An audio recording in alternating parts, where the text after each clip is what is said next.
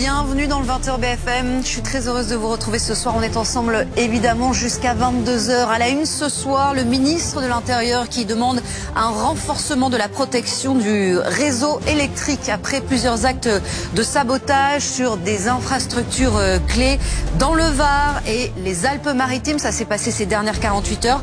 Ce soir, un communiqué d'anarchistes revendique 2 de ces 3 actions afin notamment de perturber le festival de Cannes. On va évidemment revenir longuement ce soir sur cette actualité avec les toutes dernières réactions et la situation aussi sur le terrain. Nous irons en Ukraine où une attaque massive de drones et de missiles russes a fait au moins 12 morts, attaque notamment dans la région de Kiev. Dans le même temps, l'important échange de prisonniers qui avait débuté ce vendredi s'est achevé. Nous vous montrerons aussi les dernières images. En France, les taxis, vous entendrez que les chauffeurs de taxi restent sur la défensive malgré la rencontre avec le Premier ministre hier et le ton plutôt conciliant qui a été employé par François Bayrou. En attendant des réponses concrètes, les chauffeurs de taxi restent mobilisés. Plusieurs opérations escargots sont prévues, notamment ce lundi. Nous ferons le point là aussi sur ce que l'on sait ce soir. Votre soirée Ligne Rouge à partir de 21h.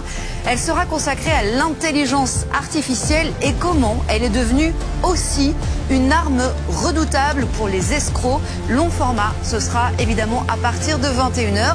Vous connaissez le programme, soyez les bienvenus dans le 20h BFM.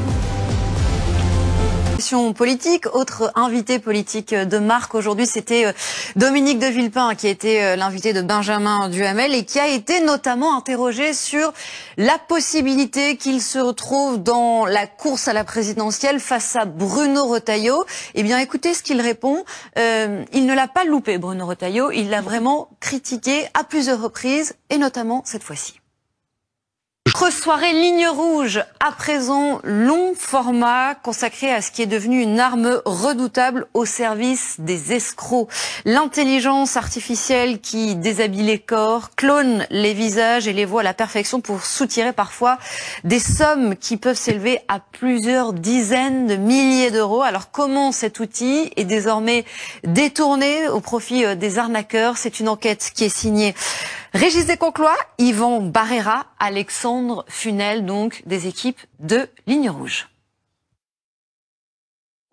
Voici à présent la deuxième partie de votre soirée Ligne Rouge. Ce sont des arnaques en très forte augmentation, des escrocs qui se font passer pour des conseillers de notre banque. Sous prétexte de lutter contre une pseudo-fraude, ils nous manipulent et ils nous font valider des opérations à distance pour vider tout simplement notre compte en banque. Une escroquerie élaborée qui commence souvent avec les spams. Escrocs bancaires, comment ils nous manipulent? C'est une enquête inédite de Rebecca Cananier, Clément Granon et Romain Vitiello pour les équipes de Ligne Rouge.